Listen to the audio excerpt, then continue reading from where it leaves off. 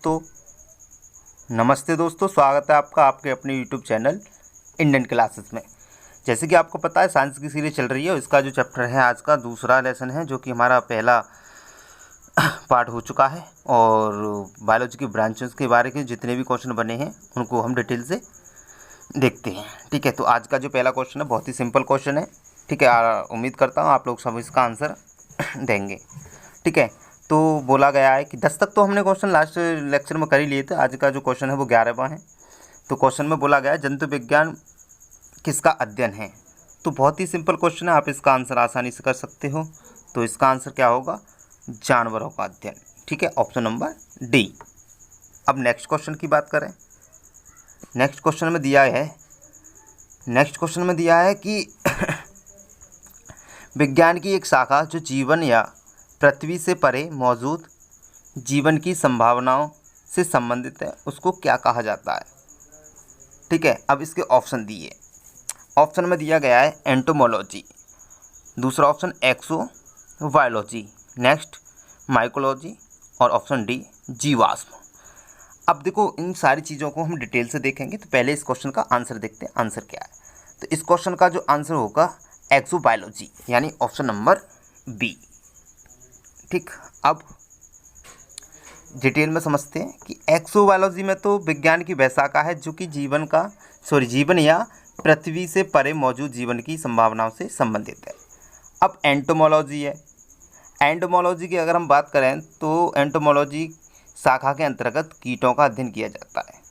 ऐसे ही माइकोलॉजी, अब माइकोलॉजी के अंतर्गत कवकों का तथा जीवाश्म कवकों का। ठीक है, तो जीवाश्म विज्ञान की अगर हम बात करें तो जीवाश्म विज्ञान के अंतर्गत प्राणियों और पादपों के अवशेषों का अध्ययन किया जाता है। ये सारे के सारे क्वेश्चन आए हुए हैं, जिस तरीके से आए हुए हैं मैंने उसी तरीके से रिटर्न किए हैं और उसी तरीके से मैं आपको करा रहा हूँ। ठीक है, अब हम बात करेंगे नेक्स्ट क्वेश्चन की।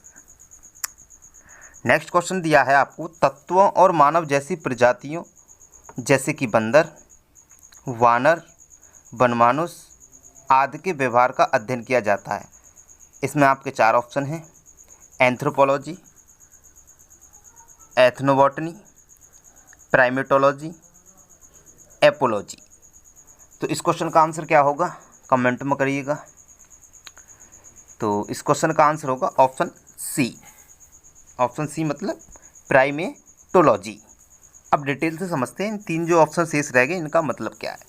तो प्राइमेटोलॉजी की अगर आप बात करें तो इसके अंतर्गत मानव जैसी प्रजातियों के व्यवहार का अध्ययन किया जाता है।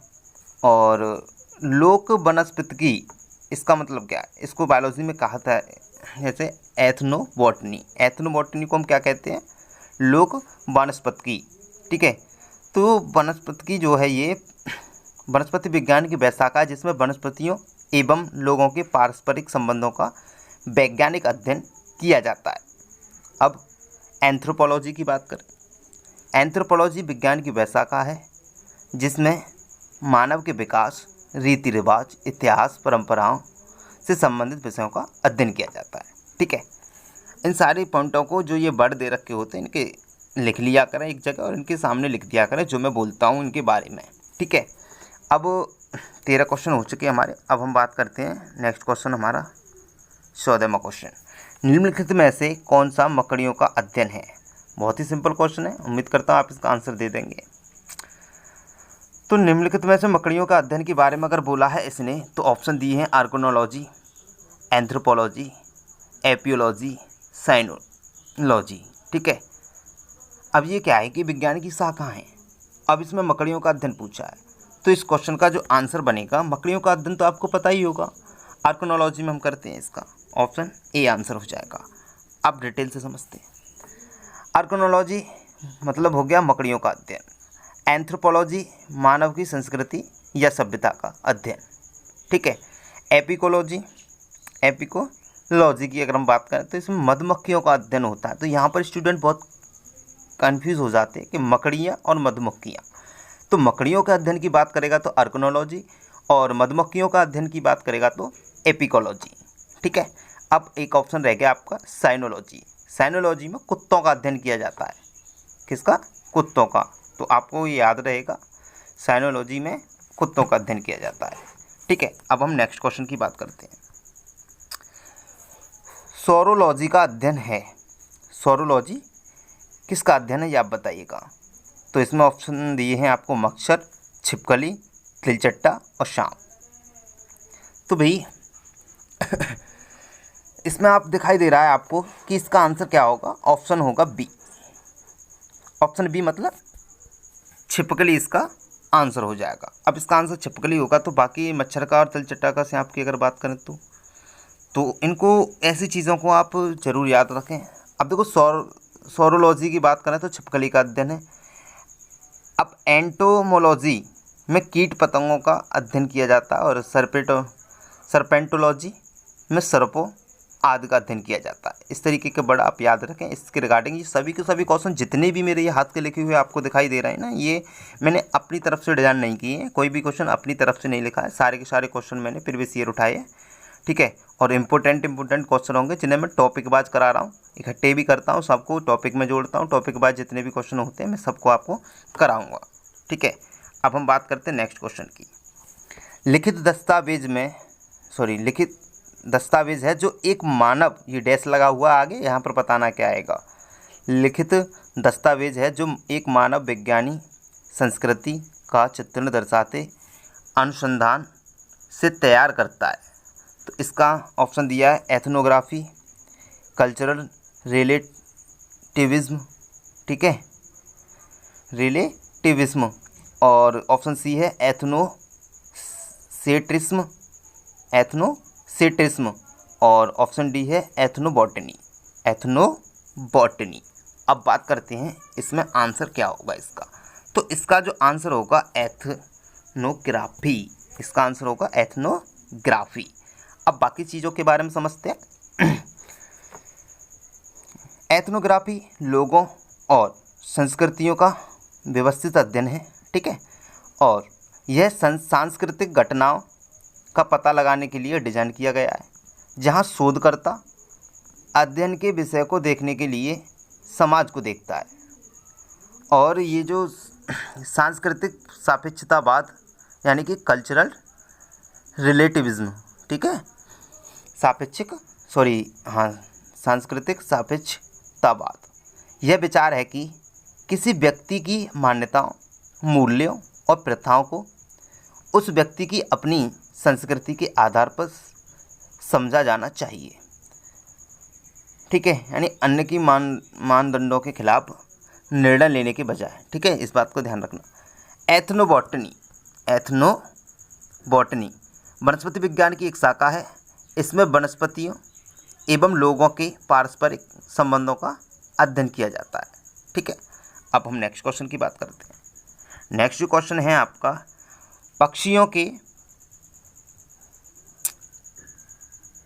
पक्षियों के अध्ययन को क्या कहा जाता है। ऑप्शन दे रखे एंटोमोलॉजी, ऑर्निथोलॉजी, वर्डोलॉजी, हर्पेटोलॉजी। तो यहाँ पर क्या होता है कि अब आपको पक्षियों को देखते ही ये लग रहा होगा कि इसका आंसर जो है बर्डोलॉजी होना चाहिए, क्योंकि पक्षी बर्ड में आते हैं, लेकिन ऐसा नहीं है। यही जो बर्ड होते हैं ये एक कन्फ्यूजन के होते हैं। तो इस जो क्वेश्चन का आंसर जो होगा ऑर्निथोलॉजी होगा, ऑर्निथोलॉजी। अब हम बात करते हैं सभी के बारे में डिटेल से समझते हैं। ऑर्निथोलॉजी पक्षियों का अध्ययन हो गया। अब बात है इसमें कि आपका जो एंटोमोलॉजी है कीट पतंगों का अध्ययन, ठीक है, एंटोमोलॉजी कीट पतंगों का अध्ययन। ऐसी हर्पेटोलॉजी उभयचर तथा सर्पिसर्प वर्ग के जंतुओं का अध्ययन इसके अंदर किया जाता है। अब हम बात करते हैं अपने नेक्स्ट क्वेश्चन की ओर बढ़ते हैं। नेक्स्ट क्वेश्चन में दिया है, नेक्स्ट क्वेश्चन है प्राचीन काल के जानवरों, पौधों एवं अन्य जीवों के संरक्षित अवशेषों के अध्ययन का विज्ञान कहलाता है। ऑप्शन है नृविज्ञान यानी एंथ्रोपोलॉजी को हम नृविज्ञान कहते हैं, पुरातत्व विज्ञान आर्कियोलॉजी, जीवाश्म विज्ञान पैलियोटोलॉजी, औषध विज्ञान फार्मोलॉजी, ठीक है। एक ही बात है ये जिनके आगे जो ब्रैकेट में लिखे हुए हैं। तो इस क्वेश्चन का जो आंसर हो जाएगा वो आंसर हो जाएगा, चलो आप कमेंट में करें इसको, क्या होगा इसका आंसर? फिर मैं ही बता देता हूँ, आप लोग इन्हें कंप्लीट कर लेना ज़रूर। तो इसका जो आंसर होगा ऑप्शन होगा सी। ठीक है, अब इनके बारे में डिटेल से समझते हैं। प्राचीन काल के जानवरों, पौधों एवं अन्य जीवों के संरक्षित अवशेषों या चिन्हों के अध्ययन का विज्ञान जीवाश्म विज्ञान कहलाता है। ठीक है, अब जीवाश्म विज्ञान को ही हम पहले नोटोलॉजी कहते हैं। अब नृविज्ञान यानी एंथ्रोपोलॉजी मानव शास्त्र या मानव विज्ञान का अध्ययन करते हैं हम इसमें। ऑप्शन पहला जो दे रखा है। पुरातत्व विज्ञान की अगर हम बात करें तो मानव संस्कृति के विकास क्रम को समझने एवं उसकी व्याख्या करने का कार्य करता है। औषधि विज्ञान की बात करें तो जड़ी बूटियों का अध्ययन इसके अंदर किया जाता है। अब ये आपका नेक्स्ट क्वेश्चन है, पॉलिएंटोलॉजी के अध्ययन से संबंधित है, किससे संबंधित है? ऑप्शन हड्डियाँ, जीवाश्मों, कठोर कोशों और पंखों। तो इस क्वेश्चन का आंसर होगा आपका ऑप्शन नंबर बी। अभी मैंने आपको जस्ट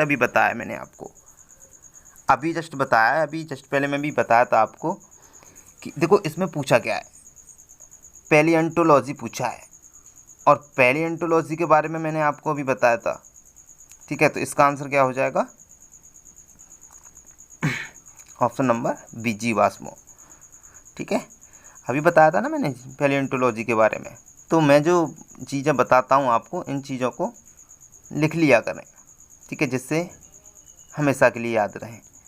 आगे नेक्स्ट क्वेश्चन है, पादप विज्ञान में किसका अध्ययन किया जाता है?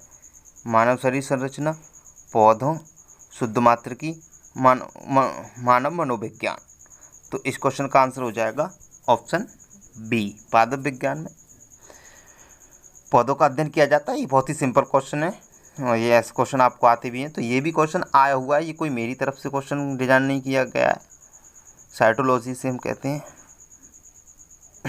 ठीक है, अब हम देखें ये जो आया भी है, तो देखो आरआरबी एनटीपीसी में आया है और 30/3/2016 को सेकंड शिफ्ट में आया है, स्टेज फर्स्ट में। ठीक है, ऐसा कोई क्वेश्चन नहीं होगा जो कि आपको ऐसे ही करा दिया जाए। पौधों का अध्ययन पादप विज्ञान के अंतर्गत किया जाता है। ठीक है, और वनस्पति विज्ञान प्राचीन ग्रीक शब्द से लिया गया है जिसका अर्थ है चारागाह, घास या चारा। इस चीज़ को भी ध्यान रखें।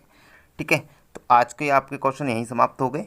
ठीक है, मैंने आपको बताया था टॉप 10 सीरीज है, तो 10 क्वेश्चन हम डेली करेंगे और वीडियो को 1-2 बार देखा करना, जो भी पॉइंट मैं बताता हूँ उनको नोट करके लिखा करें। ठीक है, तो ये सारे के सारे क्वेश्चन आए हुए हैं एग्ज़ाम में, तो इनको ज़रूर देखा करें और अपने आप को आगा करें, देखा करें अपने आप को कितना आपको आता है। और अगर आप इस सीरीज़ को भी पूरा कर रहे हो तो ये समझो कि आपकी 90% साइंस तो इससे ही कवर हो जाएगी। क्यों हो जाएगी? क्योंकि मैं इसके अंदर वही क्वेश्चन कराऊंगा जो आए हुए हैं, वो भी टॉपिक वाइज, टॉपिक के रिगार्डिंग, यानी कि चैप्टर वाइज। चैप्टर को उठाया, जैसे ये मैंने उठाया है आपका पहला चैप्टर, और जब ये मैंने आपको पहला चैप्टर उठा दिया है तो इसमें इसके ही रिगार्डिंग मैं सारी चीज़ें करा रहा हूँ। ठीक है, ये जीव विज्ञान का चैप्टर है और इसमें हमने लिया है जीव विज्ञान की प्रमुख शाखाएं, यानी मेजर ब्रांचेस ऑफ बायोलॉजी। तो मेजर ब्रांचेस ऑफ बायोलॉजी से जितने भी क्वेश्चन बनेंगे आपके, मैं सारे कंप्लीट कराऊंगा, चाहे 2 पार्ट में हो चाहे 3 पार्ट में हो। जितने भी क्वेश्चन आए हैं, यानी कि केवल